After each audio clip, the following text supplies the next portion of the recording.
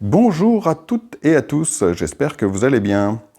À ce jour, j'ai publié près d'une cinquantaine d'interviews sur le thème du BDSM, et ça a renforcé une idée que j'avais déjà, à savoir qu'il existe un paradoxe apparent au sein de cette communauté. D'un côté, elle entretient une image globalement sombre, avec tous les signes extérieurs de décadence, et de l'autre, ces mêmes personnes sont très attachées à des principes sains, je dirais même qu'ils ont des valeurs morales élevées. Alors, à titre personnel, ça m'amuse, mais cet aspect yin et yang a des conséquences négatives.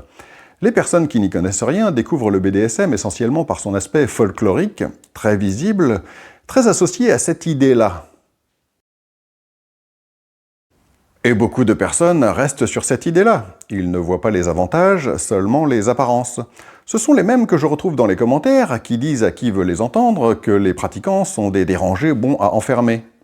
Alors, faisons le point. Pour ceux qui ne voient pas bien de quoi je parle, le grand théâtre BDSM s'exprime de diverses façons. Déjà, dans cette communauté, on trouve pas mal de pseudonymes évocateurs. Parfois, c'est assez soft, comme Ombre. C'est lui, là. C'est une des personnes que j'ai interviewées, et déjà, on sent bien qu'il ne s'est pas trompé. Il a choisi Ombre, pas Lumière.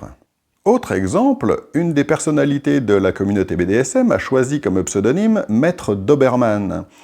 Et là aussi, ce n'est pas un hasard. Il y a fort à parier qu'il n'a jamais envisagé de se faire appeler Maître Golden Retriever. Idem pour Julie von Trash, que j'ai également interviewée. Elle n'a pas choisi Julie la gentille ou Julie la raisonnable. Et ça se justifie, bien sûr. Pour se mettre dans une ambiance sexy et se chauffer un peu, le thème Bad Boy est globalement plus efficace que le trip Gentil Nounours. Autre chose qui renforce ce côté sombre et inquiétant pour ceux qui n'y connaissent rien, c'est le fait que dans les médias et sur les réseaux sociaux, la communauté est souvent représentée par ses membres qui assument le plus. Si ce sont surtout ceux-là qui sont visibles, c'est parce qu'ils aiment tellement ça qu'ils ont des pratiques très abouties, parfois marginales ou spectaculaires. Et puis, ils peuvent avoir un intérêt économique à le faire quand ils ont fait de leur passion leur métier. C'est le cas par exemple de certaines dominatrices professionnelles, d'artisans spécialisés, d'associations, d'organisateurs d'événements, de salons. L'esthétique favorite de la communauté BDSM y est pour beaucoup aussi. Ça a tendance à changer, mais les couleurs dominantes qu'on y retrouve, c'est surtout du noir et du rouge. Et puis, il faut le dire, les pratiques surtout sont susceptibles de faire peur. Juan Carlos l'explique bien quand il raconte comment il a découvert ce milieu. Dans le sous-sol, il y avait une porte cintrée, grise, en bois, que j'ai ouverte. Elle a donné accès à une grande salle dans laquelle j'ai vu l'enfer.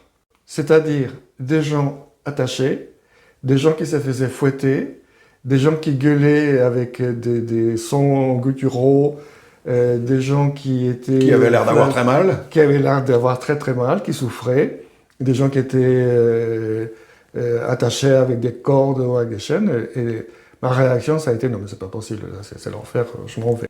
Et pourtant, depuis, il est carrément devenu professeur de l'école des Arsadiens.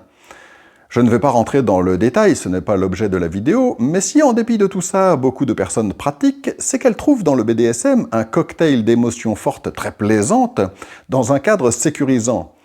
Et c'est là qu'on en arrive aux valeurs morales de la communauté.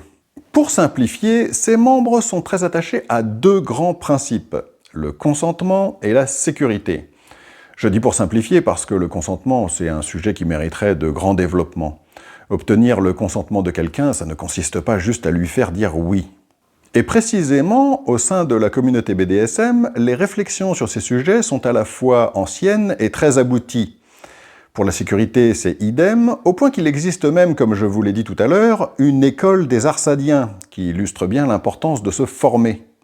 Alors, pourquoi je vous parle de tout ça ?